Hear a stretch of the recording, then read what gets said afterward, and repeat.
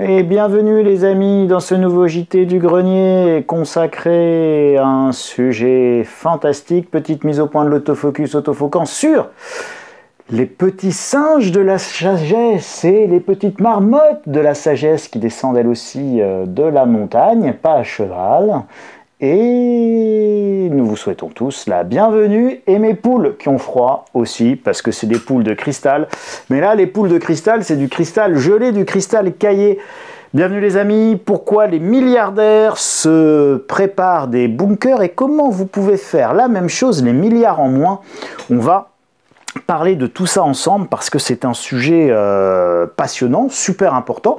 Comment se fait-il que tous les milliardaires, ou quasiment une très grande majorité des milliardaires de la Silicon Valley, les ultra riches, d'accord, on ne parle pas du petit riche du coin que vous pouvez croiser, vous savez, le multipropriétaire français, celui qui aurait réussi à s'acheter 2 ou 3 appartements avec force crédit sur 25 ans, non, ça c'est un riche au sens de l'IFI, l'impôt sur la fortune, mais ça c'est une vision franco-française. Moi je vous parle des riches, des vrais, ceux que vous retrouvez à Davos, d'ailleurs à Davos, plus que des milliardaires, vous retrouvez les salariés des milliardaires, vous savez, tous ces PDG, ces chefs d'entreprise qui, même s'ils sont chefs de grandes multinationales, ça reste des petits salariés comme les autres.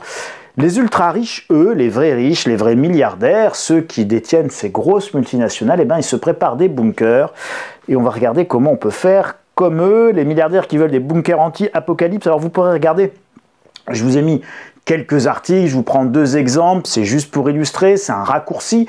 Vous pouvez vous amuser à taper liste des milliardaires preppers ou survivalistes ou faisant des bunkers ou achetant des bunkers. Vous verrez, vous pouvez même aller, je ne vous l'ai pas mis non plus, mais je voulais essayer de faire une présentation courte. Un peu plus courte que d'habitude, vous verrez, vous avez une société comme la société Vivos, V-I-V-O-S, Vivos, ou tapez Vivos Abri ou Vivos Bunker, vous allez arriver sur le site internet de cette société. Vous verrez, il y en a plein, il y a Oppidum qui est une société suisse qui fait la même chose, Vivos c'est une société américaine qui investit aux États-Unis, à Hawaï, enfin bon, en Nouvelle-Zélande, ils ont acheté des trucs en Nouvelle-Zélande aussi pour faire des abris pour milliardaires. Nouvelle-Zélande d'ailleurs, 13 000 Américains ont demandé un permis de construire rien que sur l'année 2016 en Nouvelle-Zélande. Voilà, donc il y a eu un véritable engouement pour la Nouvelle-Zélande du côté des Américains, notamment de la Silicon Valley. Alors, si vous regardez la géographie mondiale, eh bien la côte ouest américaine, un coup d'avion, vous traversez le Pacifique et vous êtes en Nouvelle-Zélande.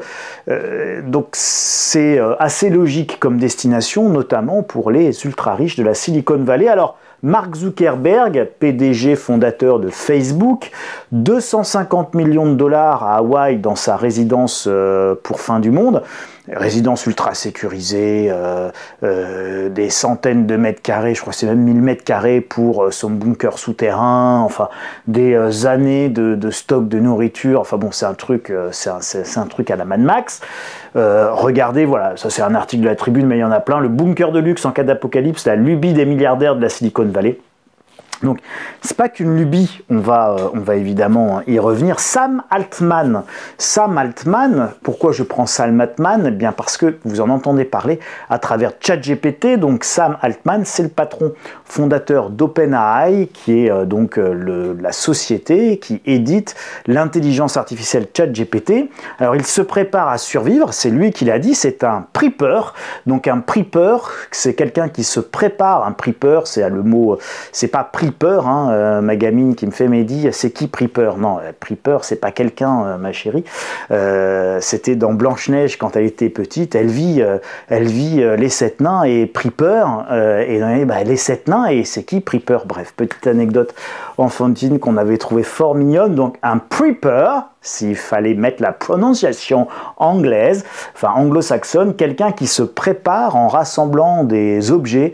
Alors dans la mythique américaine concernant la préparation, vous êtes vraiment dans les objets, vous allez trouver évidemment les armes, on va en parler, c'est beaucoup moins le cas dans les tendances prepper ou préparation européenne. Quelqu'un qui se prépare en rassemblant des objets nécessaires à la survie, ayant un plan sur ce qu'il faut faire face à un événement catastrophique et potentiellement mortel. Lorsque Altman discutait du potentiel de l'IA, du potentiel de destruction du monde, il a déclaré « J'essaye de ne pas trop y penser, mais j'ai des armes. J'ai de l'or, j'ai de l'iodure de potassium, des antibiotiques, des piles, de l'eau, des masques à gaz, et pas n'importe lesquels, hein, les masques à gaz des forces de défense israéliennes, et un grand terrain vers lequel je peux voler. Et ce terrain, eh bien, Sam Altman, il a un deal avec Mark Zuckerberg, ses deux copains, et donc ils vont à Hawaï tous les deux s'il y a un gros problème, et si l'intelligence artificielle devient Terminator. OpenAI ne s'appelle pas Skynet, mais peut-être que Sam Altman sait que il est peut-être potentiellement le créateur quelque part de Skynet. Skynet est le problème. Ceux qui ont mon âge et de la barbe blanche, je vous rappelle que Terminator, c'est 1984, ça sort en 1984, nous sommes en 2024, 40 ans après. Et dans le premier Terminator, Skynet posera un problème dans 40 ans. Voilà, donc on est en 1984 et Sarah Connor et John Connor, non, je peux pas vous spoiler le truc, bref. On dit Skynet va poser un problème dans 40 ans, nous y sommes. Et il y a Sam Altman et ChatGPT qui arrivent. L'expert en milliardaire survivaliste, un super bouquin qui n'a pas été traduit en français, Survival of the Richest, donc la survie des hommes les plus riches du monde. Passionnant. Ils sont dans un état d'esprit où la réussite signifie gagner suffisamment d'argent pour eux, pour pouvoir se protéger des dégâts qu'ils engendrent par leur manière de gagner de l'argent.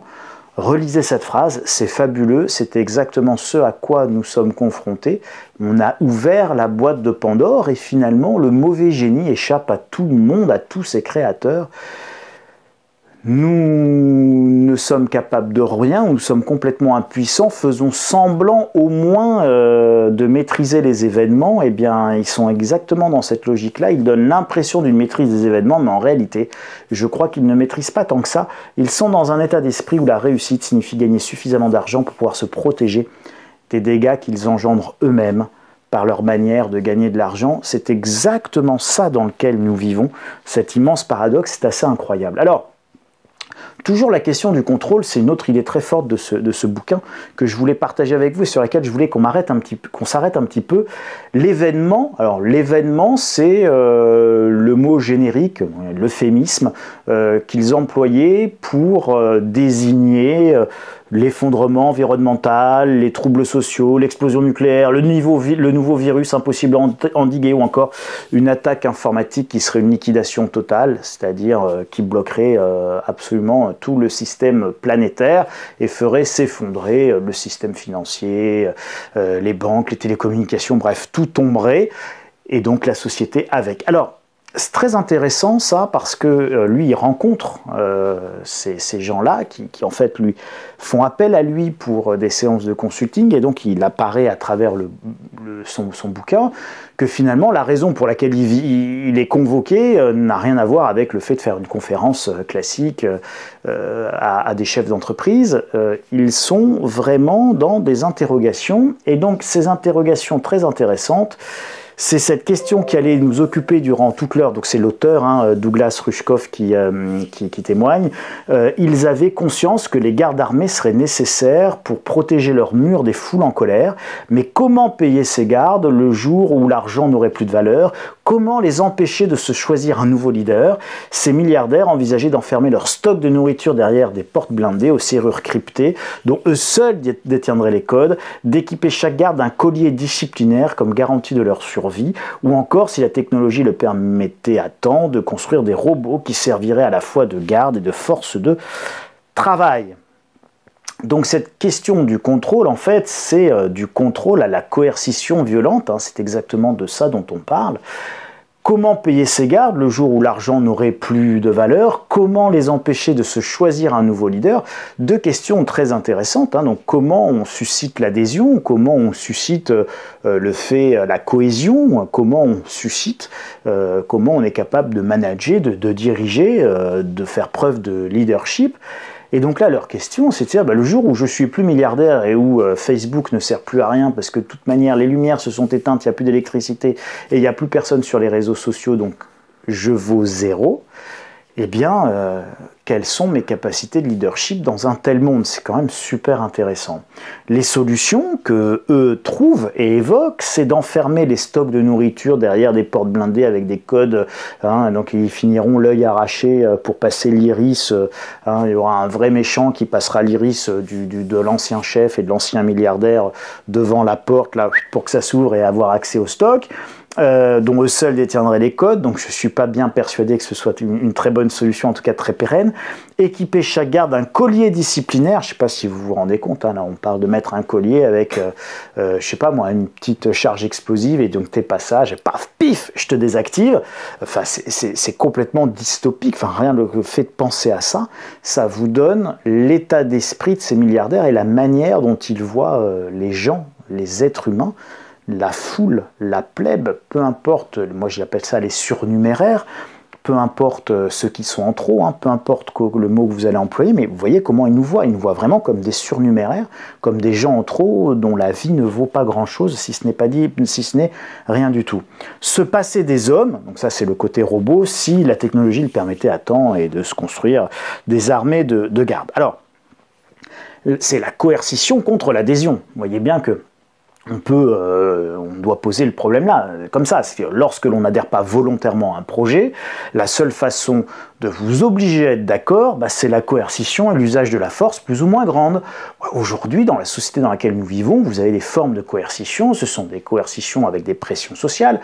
Regardez ce qui s'est passé à un moment donné lors de la dernière pandémie de la Covid ou le Covid.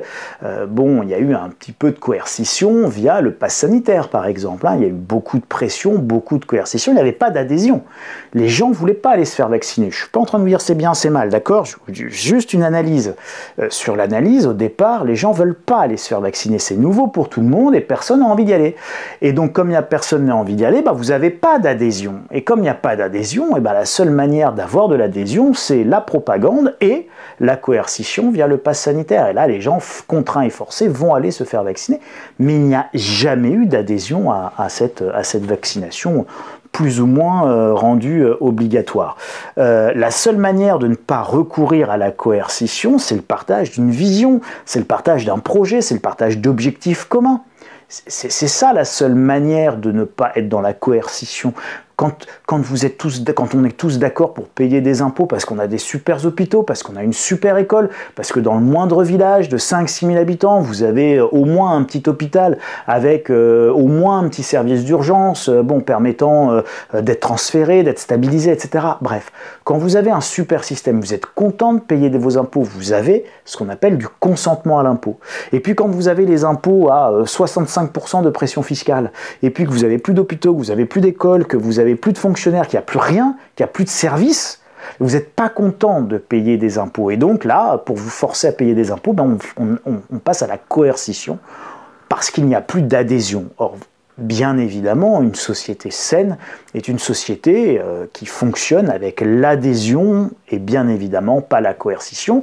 Et plus une société devient coercitive, moins évidemment elle est libérale et démocratique. Égalité, justice, progrès, amélioration, ça ce sont des idées qui en général permettent de susciter l'adhésion. Alors comment avoir de telles idées lors d'un effondrement? C'est plutôt ça les questions que devraient se poser nos milliardaires. Et puis une autre interrogation, une autre réflexion que je voulais partager avec vous, c'est survivre, pourquoi faire? Pour en faire quoi? La survie, c'est aussi la survie de la culture, des arts, de l'architecture, des livres, du savoir, de la connaissance, de la psychologie, de la philosophie. Enfin, au cœur du Moyen-Âge, vous aviez les abbayes qui étaient des centres de survie du savoir. Alors, à quoi se prépare-t-il, avant qu'on réponde un peu à ces questions, qu'on Là, il y a un petit peu plus loin. À quoi se prépare-t-il et pourquoi se prépare-t-il? Et donc, la réponse a été donnée par Patrick Pouyanné au Forum économique de Davos sur BFM. Donc, vous pouvez taper BFM Business Patrick Pouyanné, vous allez retrouver la vidéo. Et qu'est-ce qu'il dit Pouyanné? Alors, c'est sans faire exprès, sans que personne se rende compte. C'est un truc incroyable. Il dit et il donne cette information clé, Patrick Pouyanné, président de Total Énergie, avec un S, chaque année, la planète perd 3 à 5% de sa production d'hydrocarbures, soit l'équivalent d'un Total Énergie par an.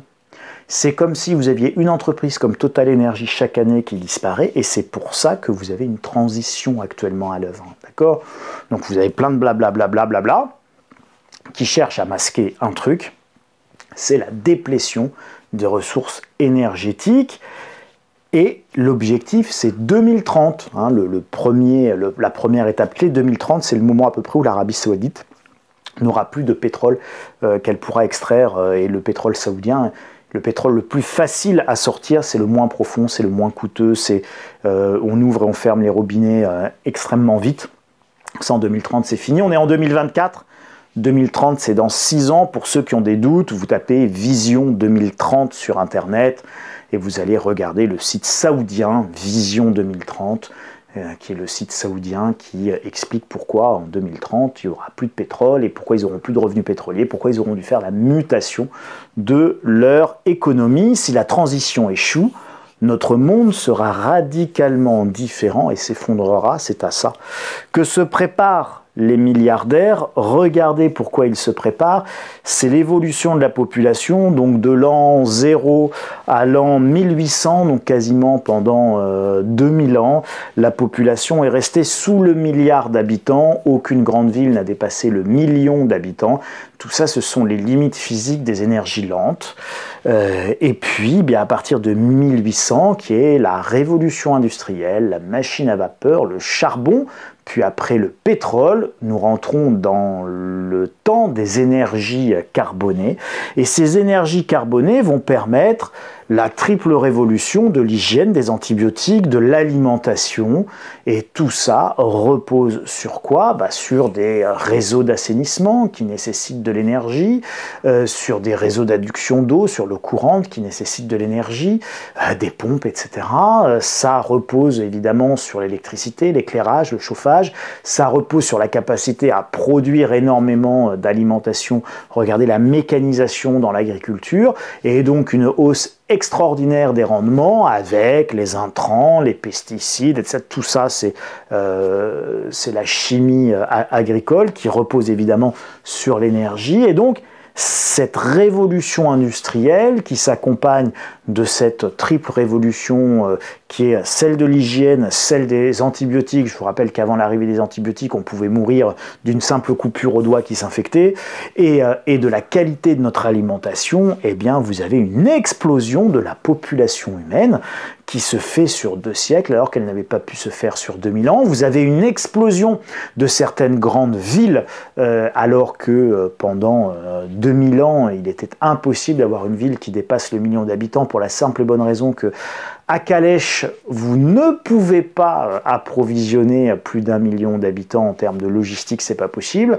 Vous ne pouvez pas plus assurer l'hygiène et l'assainissement pour des villes qui seraient encore plus tentaculaires, sans beaucoup d'énergie évidemment. Donc tout repose sur une énergie abondante et pas chère. L'évolution de la population humaine, vous l'avez compris, ce genre de courbe, en finance, en bourse, on appelle ça une bulle spéculative. Et une fois, et les arbres ne montant pas jusqu'au ciel, jamais, quel que soit le secteur, le domaine, les courbes exponentielles finissent toujours par une espèce de cloche. Et le moment de la cloche, ça va être à peu près 2030. Alors Yves Cochet, Institut Momentum, il en parle également. Il avait fait un superbe dossier, le dossier Biorégion, Institut Momentum, Yves Cochet, Biorégion 2050. Il vous explique le monde après l'effondrement qu'il situe dans les années 2020 à 2030, entre plutôt 2025 et 2030. Voilà, on y arrive petit à petit et c'est à ça que les milliardaires se préparent. Alors la question c'est, maintenant nous, comment peut-on faire quand on n'a pas des milliards? Eh bien, il faut raisonner à l'inverse des milliardaires et je n'aime pas le raisonnement des milliardaires. Dans ce que je vais vous dire là, il n'y a absolument rien de naïf. Je pourrais passer des heures à vous justifier, à étayer, à argumenter.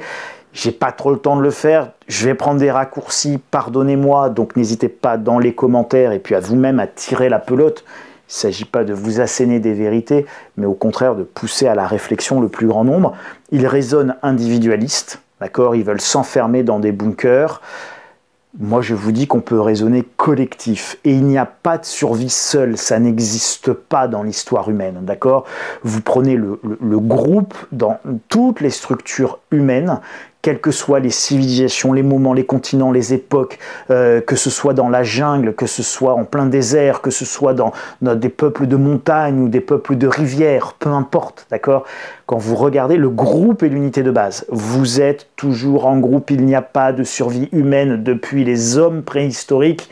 On chasse en groupe, on est plus fort en groupe. Les hommes vont chasser, les femmes s'occupent des enfants et du foyer, etc. Vous allez me dire, c'est genré, je m'en fiche. D'accord? Depuis la nuit des temps, quand on parle de survie, on raisonne en groupe avec toute la diversité qu'on peut trouver de caractère, de compétences, d'utilité dans un groupe.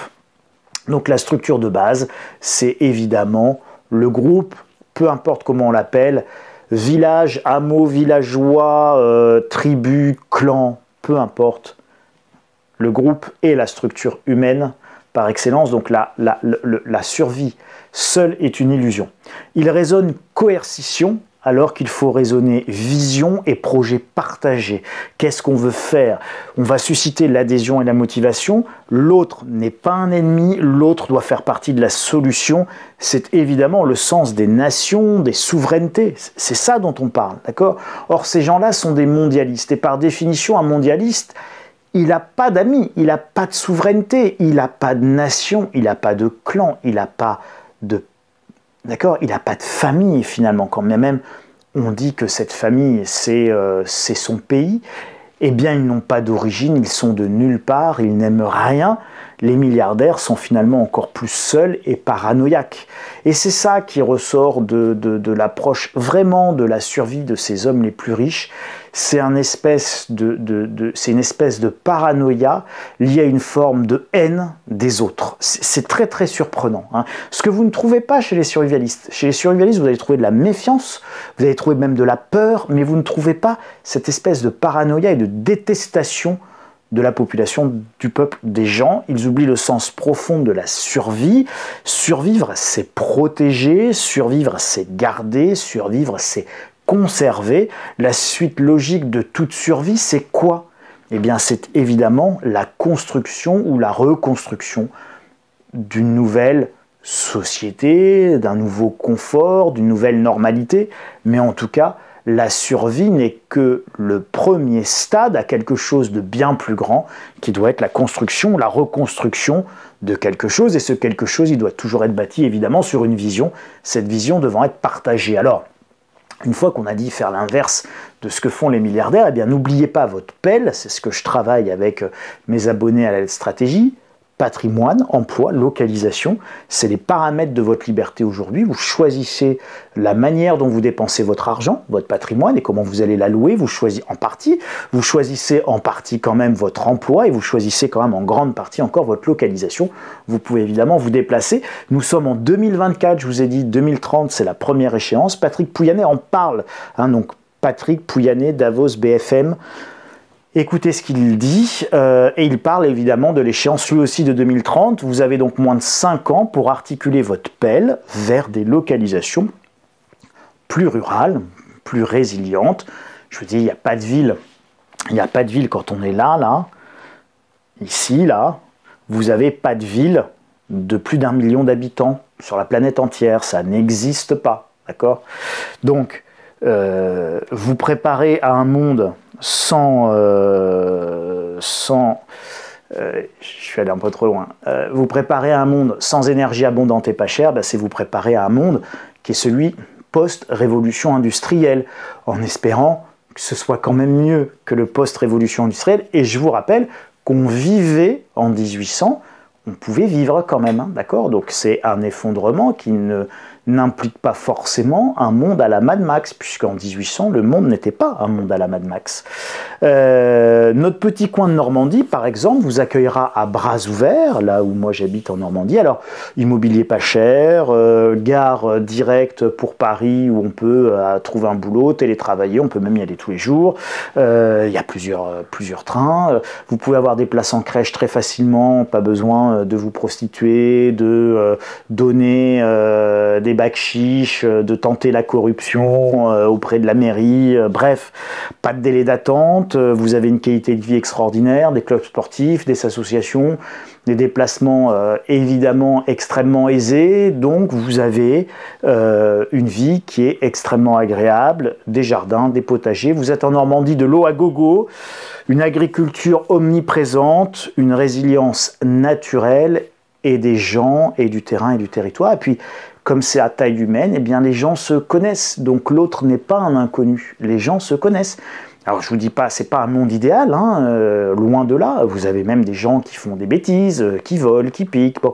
Mais ils sont à peu près sûrs de se faire arrêter, et d'ailleurs ils se font arrêter, parce que c'est un petit monde, tout le monde se connaît, donc on trouve très très vite celui qui a volé l'orange du marchand. Donc, articulez votre PEL, patrimoine, emploi, localisation, en fonction de ces paramètres qui arrivent.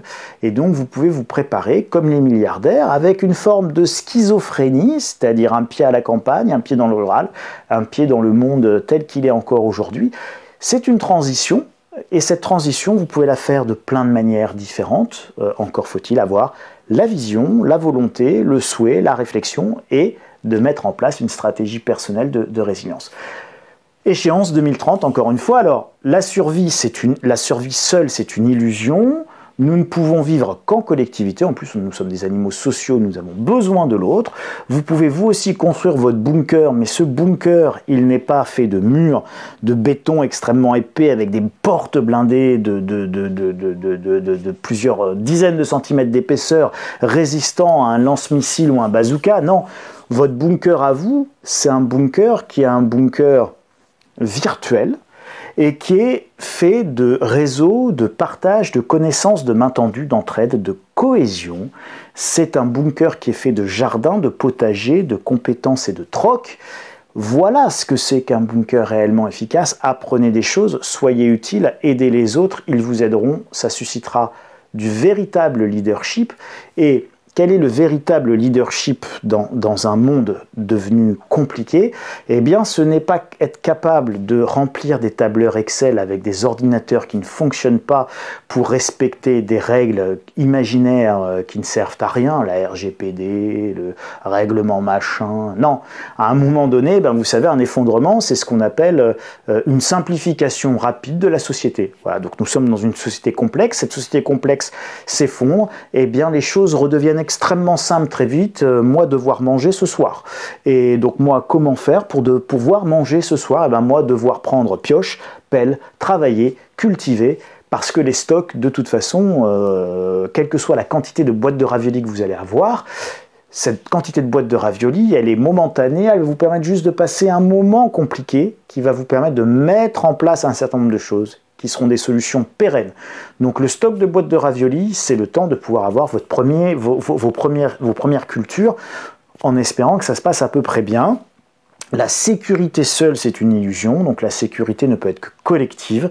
Elle s'organisera naturellement, d'autant plus facilement dans des zones rurales où les gens se connaissent. Voilà, donc on se connaît, on sait qui fait quoi, qui est qui, etc. Et donc qui sait faire quoi, qui est chasseur, qui n'est pas chasseur, etc. Et donc la sécurité s'organisera naturellement. Les stocks finissent toujours par s'épuiser, c'était ce que je vous disais, il n'y a pas de survie sans travail, à commencer par celui de la Terre. Bref, vous l'avez compris, au bunker des milliardaires, il faut opposer le bon cœur, donc à votre bunker, mais à votre bon cœur, les amis. Alors, c'est ça, hein, à votre bon cœur, messieurs, dames. C'est plutôt sur ces valeurs morales, sur ces valeurs de cohésion, sur ces valeurs collectives, sur cette volonté de vouloir construire quelque chose collectivement et ensemble, de vouloir réparer, de vouloir faire quelque chose qui soit meilleur pour l'ensemble et la collectivité, qu'on suscite l'adhésion et évidemment, nous n'avons pas besoin de la coercition. C'est finalement toujours comme ça qu'on a vécu dans les campagnes françaises depuis la nuit des temps. Et j'aime beaucoup cette phrase de Martin Luther King qu'on peut mettre à peu près à toutes les sauces. Nous devons de toute façon apprendre à vivre ensemble comme des frères, sinon nous allons mourir tous ensemble comme des idiots. Et il n'y a là rien de naïf, il n'y a pas d'autre chemin que celui-là. S'imaginer pouvoir vivre seul sans l'autre est illusoire. S'imaginer qu'on va pouvoir faire autrement qu'apprendre à vivre ensemble comme des frères, et s'imaginer qu'on peut faire sans dans un contexte difficile, c'est impossible et c'est évidemment l'échec assuré et ça vous garantit de mourir tout seul comme un idiot. Voilà, donc je vous ferai un petit topo d'ailleurs dans les dossiers stratégie là-dessus. Je vous parlerai de manière beaucoup plus, pour mes abonnés, de manière beaucoup plus précise de ma petite ville normande, des critères et pourquoi on avait choisi de s'installer ici et pourquoi on y vit extrêmement bien, notamment en termes de qualité de vie. Et donc la qualité de vie, c'est aussi le pouvoir d'achat. Et vous pouvez vous loger ici d'une manière que vous ne pouvez pas vous loger comme ça, évidemment, à Paris. Donc pour le prix d'un T2 à Paris et encore, vous avez évidemment une maison avec votre petit lopin de terre et vous pouvez cultiver votre potager, voir les enfants jouer dans le jardin. Et puis vous pouvez même avoir des poules de cristal, ce qui est fort pratique pour éviter d'avoir à composter, puisque des poules ça mange tout. Bref, elles sont bien nourries nos poules. Voilà, vous avez le dossier du mois, je ne vous en reparle pas. Vous mettez des doigts de schtroumpf, vous partagez la vidéo, vous mettez des commentaires, les amis, vous débattez ensemble avec bienveillance et puis gentillesse, c'est fondamental et c'est important. On avance notre réflexion collectivement. Vous pouvez me retrouver sur Twitter @insolentiae, vous pouvez activer la cloche de notification, vous pouvez vous abonner là-haut à la lettre stratégie pour ceux qui veulent aller plus loin, insolentiae.com/boutique ou vous inscrire gratuitement à la lettre d'info. Merci les amis, on se retrouve dimanche prochain en espérant que les préparations de nos milliardaires n'auront encore servi à rien, mais dans tous les cas, n'oubliez pas la phrase de Martin Luther King, vivre ensemble en frères ou mourir comme des idiots tous ensemble, c'est aussi poser le problème de manière simple, et il y a une alternative funeste et puis une alternative plus joyeuse. Et en une expression, et pour conclure, à votre bon cœur, messieurs, dames, c'est ça le plus important. Aimez-vous, salut les uns, salut les amis, à la semaine prochaine.